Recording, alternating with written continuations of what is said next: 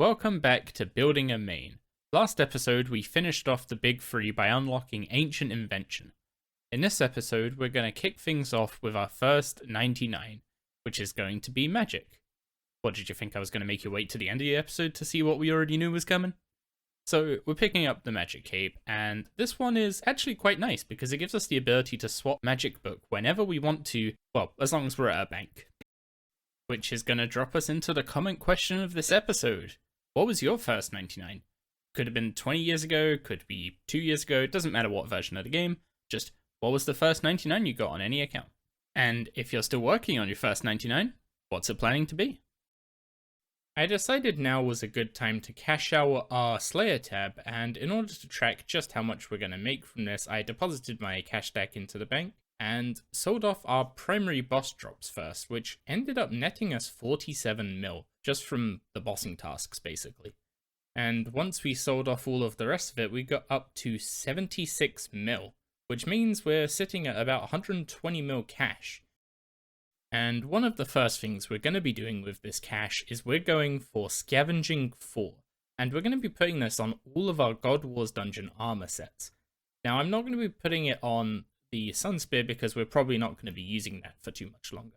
And while we're at a lower invention level and have a higher chance of getting Scavenging 4 on its own, I'm going to try and go for 3 of those, instead of going for Scavenging 4 looting. If we end up with just 1 looting, then that's probably fine, but I would rather get 3 Scavenging 4s on their own. Okay, we now have all the components we need for 101 Ancient Armor Gizmo Shells, and 101 rolls at Scav 4. In total, this costs about 20 mil, so I might be a little less strict about the no looting, but if we end up with like 2 with looting and 1 without, I'll put the 1 without on range in case we ever do caps. So with 101 rolls set up, we just began rolling on Scav 4, and honestly, I completely forgot to record a clip of it. But the way we got these precious components was just by making Slayer rings, and I did it in Shiloh Village because Fort Frimfree wasn't out yet. But you didn't really miss much, it was just 5 hours of me running back and forth between a bank and a furnace, so not really missing too much. So Scav 4 on its own is most common at level 90 Invention, where you have a 2.284% chance of getting it, compared to a 1.425% chance of getting it with looting. For some reason, this chance drastically drops as you get to higher levels, with the chance of Scav 4 looting going way up to like 4.5–5%. So it's better if you don't care about looting to wait to higher levels, but I really don't like looting, so I'm going for lower levels. In total from all this, we got 5 gizmos with Scavenging 4 in. Unfortunately, only 2 of them were on their own, 2 were with looting, and 1 was with Antitheism, which disables overhead prayers. One to keep hold of just in case there is a very niche situation where I want to have access to another Scavenging 4 and I don't care about losing my overheads, but it's not going to go on our everyday armor. So we'll grab our leg armors. I'm not putting on leg armors for any particular reason other than the gown or the garb already has 2 perks in it. So I definitely want a clean Scav 4 in the range set because I want range to not have to deal with looting if I do caps. So melee I will only ever use on Slayer, but mage I will use for maybe just Scav farming some components. So I'm going to give the clean one to mage and the dirty one to melee. So now we have Scavenging 4 on all our combat styles and a couple spare perks if we really need to throw together a janky setup with access to Scav 4. Okay, to explain why I was so adamant to get Scav 4 and everything. So Scav 4, you have a 4% chance to get 4 components, whereas Scav 2, you have a 2% chance to get 2 components. So Scav 4 isn't doubly as good as Scav 2, it's quadruply as good as Scav 2. That's why I really wanted to get this done out of the way early. And the reason why I wanted to avoid looting is that it basically means every 5 minutes, a mob just randomly drops like a magic log or a cave fish. I think it's a cave fish. Just basically something that doesn't stack, takes up inventory space, and is kind of just annoying. And it's kind of fine for Slayer. You can either just leave it on the floor. Like if you're actively playing, it's fine. But if you're like super AFK and you're leaving open inventory spaces for stuff like Ascension Keystones when you're AFK in caps, then you really don't want looting. Okay, I don't have that many charms, but I've got a ton of these spirit gems, which save a lot of charms. So I'm going to use all the diamonds with the crimsons and the onyx, and then the dragonstone with the blues. And I'm just going to see how far I can get with summoning right now. Because if I can get up to 96, that will be huge for some Slayer tasks where, like, dinosaurs, for instance, where I really want to bank some of the drops, but I just can't because they're so far from the bank. So I'm going to set up for some summoning. Okay, turns out granite is really hard to buy on the G, so I've just put an offer in and I'm waiting for that to finish, and I'm going to continue with Slayer. We've got an Abyssal Demons task, which means we get some real benefits from Scav 4, and we get to take full advantage of our Masusa's War Spear now we're not stuck to the Sun Spear. And that's 93 Slayer, which unlocks Ice Strike Worms. I think we're actually going to do those if we get a Strike Worm task, because the Staff of Light was quite expensive, I think. So yeah, definitely worth doing those. I got a Strike Worm task earlier because I thought Ice Strike Worms were like 90 Slayer, and Lava Strike Worms were higher. Lava's a 94, Ice a 93, so shame I couldn't have got that task just a little later. This is super lucky, getting a dinosaur egg from these guys. I am only doing dinosaur tasks though because I want the totem pieces, so it's really good luck to get the egg, but really unfortunate that I got the luck at the wrong place. There is the first of the totem pieces. It's the Totem of Auras, so not exactly the best one. The one I really want is the Totem of Intimidation, but I need to get all three eventually anyway, so 1 down, 2 to go. Once I ran out of Slayer VIP tickets, I decided to focus on some other areas until I could buy some more from the merchant the following day. The first on this list was completing the Giant Dwarf, Another Slice of Ham, and Land of the Goblins. These quests are required to use the Goblin Potion, which we need to complete the Contract Clause Mystery. This mystery is especially good to complete because it gives us access to Ancient Summon, which in turn gives us access to the best summoning familiars in the game, such as the Ripper Demon. We still need to get our summoning level up to take full advantage of this, but with how many charms we've been getting through Slayer and all of those gems that save charms from, admittedly, Treasure Hunter, that shouldn't take too long at all. Okay, now we have Ancient Summoning unlocked. We are more enticed to train summoning, which is going to really be helped by the fact that the current Christmas event is OP and has given me like 5.5 mil bonus XP in summoning, so I'm basically training the entire skill to 99 with double XP. Yeah, that's something. So I need to train some summoning, and I also want to unlock some better Slayer tasks, stuff like Nightmare Creatures and Glaciers. So, unsurprisingly, a couple of the quests on my list are Children of Ma and Ritual of the Martyr.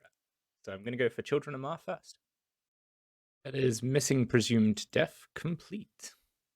Get a bunch of lamps, and we start working through the Sliske Ascension storyline. And that is Dishonor Among Thieves complete.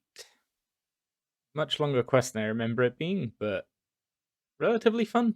The maze is kind of annoying, but the fight at the end, getting powered up by the stone, pretty decent. Okay, I noticed that the Voice of Seren is active in the Amlod district, and this is whenever it is active in the Amlod district is when I'm going to train summoning, so I'm going to be doing half an hour of summoning and just try and get as far as we can. Okay, so I thought I'd quickly explain the method I'm using for training summoning. I have the Attuned Crystal Teleport Seed bound to 2 and 7 on my keyboard. 2 gets me to Amlod, 7 gets me to Ithel. And then in my bank, my summoning preset is set to preset 2. So I just bank, press 2 3 times, run around to the summoning obelisk. I would bladed dive every time. I'm bladed diving every other time at the moment. I forgot to put mobile on Excalibur before starting this. I'll do it at the end of this hour. But yeah, I just repeat this over and over again. Teleport to Amlord, run around to the summoning obelisk, and then teleport back to Ifil to bank. Okay, that's the end of the Amlod hour, and we got up to 86 summoning, which gives us Rune Minotaur, which is one of our better options for training with blue charms, but not our best. I'm trying to see if we can get all the way to Geyser Titans just off of Crimson's alone, and with how powerful some of these spirit gems are, the diamonds end up saving you. Like, they almost basically double your charm. So we definitely have enough crimsons to get us up to at least 89. And at 89, we can start using our blues on geysers, which is a ton of XP. Okay, back to questing, and the next quest on the list is Fate of the Gods.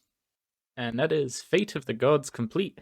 Unfortunately, the magic XP is kind of wasted, but the rest of the XP is quite nice. And the Shard of Zaros is an item that in God Wars Dungeon 1 acts as protection from all gods, or counts as a god item for every god. And that is Meeting History complete, which is the final requirement for the Light Within. And that is the Light Within complete, which awards us an absolute dump truck of XP in some pretty good skills, actually. Woodcutting, Divination, Prayer, Slayer, Herblore, Agility, and Crafting are all very good skills to get this much XP in, and it also gives us access to Seren spells and prayers, which are a collection of skilling buffs, such as Superheat Form, which makes smithing more efficient, Crystallize, which can be used to train Hunter with more XP but without gaining resources, and similar for stuff like woodcutting. Like crystallizing Arcadias is a pretty common way of training woodcutting. Okay, that is unfortunately slightly prematurely the end of this Amlod hour. I ran out of buy limit for the 3 best materials for making pouches. Unfortunately, Dagannoth Hide has a 500 buy limit. That would have been the best one to use. These green salamanders were way more expensive. So we got the water talismans for our blue charms. This looks like a lot of water talismans, considering we only have 1,000 blue charms. But with the Spirit Onyx saving 60% of all of our charms, this actually ends up working out to like closer to 2,500 pouches we can make with these blue charms. And as soon as Namlod Hour starts, I'm going to hop over here, pop one of these small knowledge bombs for 50% buff, and just absolutely rake in the XP from these blue charms. And that is the Children of Ma complete, which gives us 300k XP and whatever we want, 100k div and agi XP, the Shard of Ma, which works like the Shard of Zaros, but in God Wars Dungeon 2, so it makes everything non-aggressive. We can now do Nightmare Creatures as a Slayer task, which, as far as I could tell, is one of the better Slayer tasks in the game. And next up is the Hand in the Sand, which is, for some reason, a Wild Gothic Sleeps requirement. Not sure why. Okay, just used up all the treasure hunter keys from the quests we've been doing, and this lamp is going to get us to 90 smithing, which is the point where I'm going to stop lamping it because I actually need to train it at the Artisan's Workshop to get some of the unlocks there, and yeah, the amount of XP I've got left is roughly how much I need for the rest of the unlocks, I think, so yeah, just got to do 90 to 99 for that. The ability to slay Bork daily, I remember being like really useful in the early days of summoning. But now it's not that big a deal. Like, I'm gonna grab the blues and the crimsons. It keeps looking like I over prepare for quests, but that's honestly just because I don't know what quests have been made trivial by EOC and which ones actually scaled properly. So I kind of just fill up my inventory with however much food I can take, and what I happen to use, I use. A lot of the time it's nothing, but the one time it will matter will be great. Next up was Dream Mentor, which unlocks the rest of the Luna spellbook for us. Except for the spells I think you need to unlock via Livid Farm, but we'll probably get those through plants from the Traveling Merchant. It's time to start the Recipe for Disaster quests. That was the second shortest quest ever. And somehow it's all gone wrong. And the first person we're freeing is Pirate Pete. Finally rectifying my mistake from Monkey Madness, and I have all the Greegrees. It actually took 3 attempts to cook the snake. Really good thing I decided to get 3 sets of ingredients instead of 2. And that's King Woge rescued, which I think is the worst of the lot, so the rest should be pretty easy from here on out. As outlined before, when the next Amlod hour rolled around, I popped a small Narge bomb and just went to town on summoning. This got us up to 96 from 90 in like 20 minutes. We're getting 60 plus K XP per inventory doing blue charms for Geyser Titans, and honestly, this is just so insanely fast. By the time we had used up all our blue charms, we were like 150k XP away from 99, and I just finished that off with some Pekyax. So with 99 summoning out of the way, we went and grabbed the Summoning Cape, which has the perk of saving charms, which the summoning outfit already did, so it's not super useful and is only kind of useful if you're going for 200 mil summoning, or 120 if they ever release that. But for us, it's the second 99 on the account. Okay, selling all the pouches and stuff on the GE netted us about 25 mil back, so the damage wasn't too bad from training summoning in the end. Okay, we finally got enough Goblin Research tokens, currency, to research the Oldek Coil. This is basically an AoE magic version of a cannon. You use normal cannonballs with it, and you use something like an aggro pot to draw enemies in, and you just AoE them down. It really speeds up some Slayer tasks. That is the Mountain Dwarf rescued. And the Goblin General's freed. And that is Scratch freed. This bit was nowhere near as bad as I was expecting. And there's Ceramic Bars freed, which means the only thing left is the boss fight. It seems this quest did not scale well with EOC in the slightest. Oh, that's unfortunate. This is a shame. Literally, like, two-shotting everything.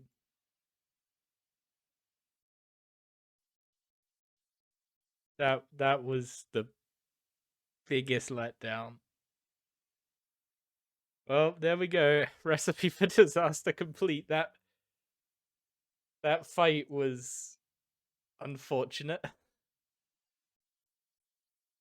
Okay, we managed to get about 30 or so quest points today, which means we've got another dice to roll.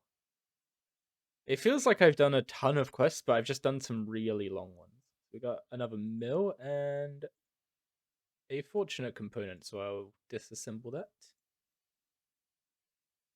Can't wait to get the Totem of Treasure sorted so we can get our Grace of the Elves. Okay, so I just went and made a few weapon perks, and honestly, I got really lucky. So I wasn't expecting P6 Genocidals, I was just going for P6s, because our invention level is so low at this point that we don't have a particularly good chance of getting P6 Genocidal. The luck was in our favor, however, and we got 2 P6 Genocidal by the time we got 3 P6s. So we can put P6 Genocidal on our most common Slayer weapons, which is really good. We also made 4 free Equilibrium 4s. These aren't that hard to get. They're like a 95% chance, pretty much a guarantee. So we just made 4 of those. They're the second best cheap gizmo to put in a weapon. So P6 E4 is like your super cheap budget invention perks that you should put basically everything you use for PVM at the minimum. Okay, so the candidate that is not getting Genocidal is actually going to be our Wand and Book, because the dual-wield mage style is not as good for AoE as using a staff. So against most Slayer monsters, just using the Sun Spear to get that extra invention XP from disassembles is going to be better. So I'm just going to put P6 E4 on these because we're going to primarily be using them for bossing, not on the Slayer task. Okay, for melee, we're putting the P6 Genocidal and Equilibrium 4 onto our Masuta's War Spear. This is an item we'll probably upgrade in the not too distant future, but I don't need to make an equipment separator for it because I can just level it up and disassemble it because it only costs about 2 mil. So disassembling it at level 10 to get the perks back is not a problem. And yeah, I use it quite a lot for Slayer, so this will be very, very good for Slayer tomorrow. As for the ranged option, I'm going to be putting the 2 perks into Decimation when we buy it. I've been putting off buying Decimation, however, because I've needed to be using a bunch of my cash for stuff like getting Invention perks, getting Summoning up, and I'm basically just waiting for a point where we stabilize on cash a bit and I can just lose 70 mil without losing options. And that's where we're going to wrap up this episode. Quite a successful one, to be honest. We got 2 99s, we got some good use out of Ancient Invention with access to Scavenging 4 and some budget invention perks for all our styles. And we also made some decent progress towards the quest cape. So all in all, a good all-round episode. If you made it to this part of the video, I'm going to assume you liked it, so if you did, you know what to do. And I hope to catch you all again next time when we're going to be continuing towards one of our next 99s, Slayer.